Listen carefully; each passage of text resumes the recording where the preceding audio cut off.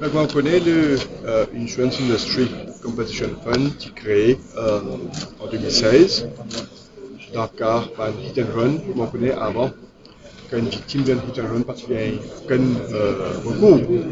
Alors, la raison pour laquelle en 2015, le gouvernement qui amende la loi, le Insurance Act, afin qu'il ne puisse pas créer ça, ce qu'on appelle le IICF, le Insurance Industry Competition Fund, afin qu'il, justement, dans le cas de hit and run, après l'enquête qu'il fait, dans une victime, et qui donc, ça fait là, divise en aide, bien sûr, à toute une victime de hit and run.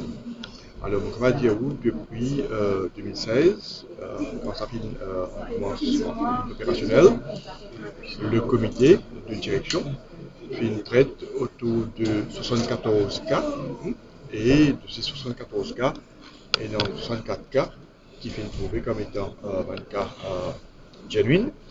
Et depuis, donc, il y a un nombre de bénéficiaires qui finissent donc être compensés. Alors, il y a ces 64 cas à ce jour-là, il y a 8,4 millions de roupies a été décaissé pour justement accompagner et compenser une victime là.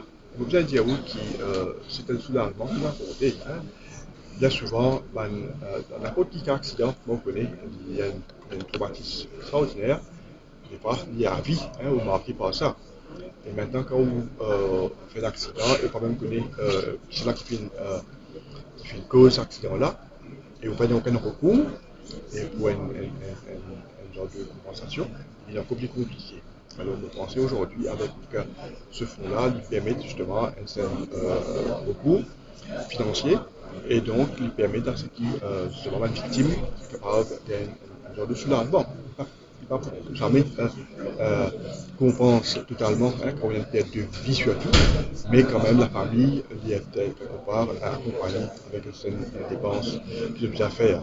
On tout connaît dans n'importe quel accident, il y a un frais médicaux et d'autres qui dépensent bien courir et ça somme qui nous alloue là, nous permet de couvrir cette dépense-là. Alors, moi, c'était une occasion de dire encore une fois qu'il nous fait capable de permettre à une victime de hit and run pour être compensée comme il se doit.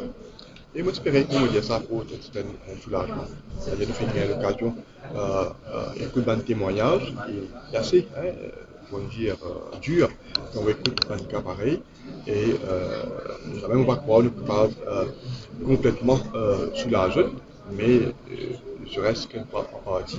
Donc, nous faisons nos pas et au niveau du gouvernement et dans différentes autorités.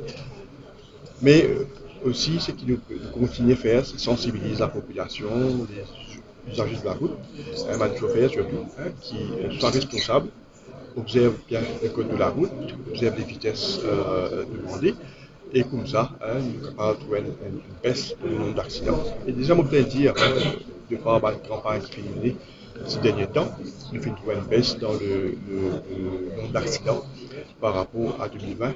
Si on prend l'exemple de 2021, nous faisons une baisse de 7,6% de l'accident fatal. Alors, ça démontre que ça va une campagne de sensibilisation, il y a pour certains résultats. Et nous espérons qu'il trouve encore, ça continue, cette baisse-là, et qu'il nous a moins de d'accidents sur la route. Est-ce que 64 cas n'est pas trop peu pour en tant que ministre? Ben écoutez, chaque cas qui est rapporté, nous vient faire l'enquête, et d'ailleurs, comment un des représentants de AACF India, il y a encore un cas qui peut être traité, et comment dire, nous vient aussi saluer la collaboration de la police et aussi du corps médical qui donne un coup de main pour capable d'établir si chaque cas qui est rapporté demande à être compensé. Alors, c'est pour ça qu'aujourd'hui, là, c'est pour justement un petit peu vulgariser aussi l'existence à fond là, parce que peut-être qu'il n'est pas au courant. Mais de quand même, on besoin de dire le AICF à la recherche de cas qui est rapporté de hit and run. Et je t'essaye, on doit témoigner, je rentre en contact avec cette victime-là et essaye, justement, rassembler toute l'information publique et à partir de là, établir si et les bénéficiaires ont droit à une compensation ou pas, et à partir de là, de être compensés. Donc, oui, nous devons continuellement enquête le cas qui rapporte. Mais l'extension de 5 ans, l'extension de 5 ans délai qui nous passe seulement dans Finance Bill, comment, comment ça vous change la donne? Ben, effectivement, je suis bien content qu'il prolonge un petit peu sa période pour rapporter un cas de hit and run. Et moi, j'étais avant, ici 2 ans, et ce n'est pas suffisant. Si nous voulons par rapport à quelqu'un quand il est une victime d'un accident, il a tellement de soucis, il est capable même être hospitalisé pendant un certain nombre d'années ou des mois, et qui fait que son souci principal, c'est son rétablissement. Alors aujourd'hui, le fait qu'il prolonge la période à 5 ans, il permet donc à une victime de gagner l'occasion. Donc, vient vers le IICF, rapporte le cas, et il est là, capable de faire l'enquête judiciaire pour capable qu'on pense comme il se doit. Monsieur le ministre, est-ce que la comparaison c'est OneGo? Oui, bien sûr. Oui, c'est un one-off payment qu'il doit faire pour couvrir, comme dire, principalement les frais que se fait encourir pendant ça. Pareil, même si la personne est assurée, ça allait être un one-off payment de compensation. Comment tu visites dans Rodrigue? Vous êtes très bien, c'était dans le cadre d'un programme de Financial Literacy. Comme vous voyez, ça aussi fait partie du mandat du ministère pour qui nous sensibilise, vulgarise et éduque le grand public en général de tout ce qui se fait au niveau de l'espace financier. Alors, nous faisons dit à Maurice, comme nous faisons dit à Rodrigue aussi, et bien sûr, donc, une délégation qui est à Rodrigue la semaine dernière pour justement mettre ce programme-là en place. Alors, il y a une série de bonnes rencontres là-bas, de différents groupes, des étudiants, des représentants des PME, et il y a aussi fonctionnaires et aussi public en général, pour causer un petit peu de différents produits financiers qui sont, des risques et des bénéfices qui sont qu'on peut opérer dans l'espace financier là.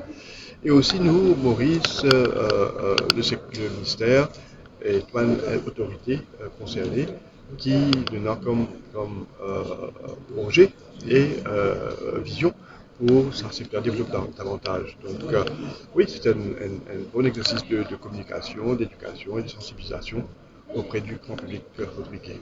De ces SAM-là, quand on arrive, on connaît une rencontre dans le futur proche. Effectivement, là, on a une rencontre ministérielle à Livingston, à Zambie, à la fin du mois d'août là, et début septembre. Alors, on connaît, on soumet une application où on demande que des recommandations sur le point technique soient réévaluées. Alors, donc, maintenant, ce qui à sa réunion-là, l'application peut être discutée et revue. Et dans ce souhaité, bien sûr, qu'il retrouve un upgrade de sa rating-là. Et si ça s'avère être positif, donc nous pouvons atteindre notre objectif, c'est-à-dire 40 sur 40 par rapport à les recommandations, les 40 recommandations de FATF par rapport aux points techniques. Dernière petite question de ma part. Il y a beaucoup d'offres crypto-monnaies, le Facebook, dans les réseaux sociaux. Ouais. Qu'est-ce que la FSC ou le ministère peut faire pour contrer un peu, parce que ça peut demander une petite somme, mais en fin de compte, c'est un engrenage, ça. Donc, on connaît l'année dernière, après l'année dernière, qui est venu avec un niveau de la loi pour justement établir un cadre légal pour justement, allons dire, gouverner un petit peu cette activité autour de assets virtuels et tout ce qu'on appelle donc Virtual Assets Initial Token Offering qui est promulgué. Alors l'objectif c'est quoi? C'est justement de rendre maintenant un paramètre bien défini et tout le opérateur aujourd'hui il a une licence de la FSI pour opérer.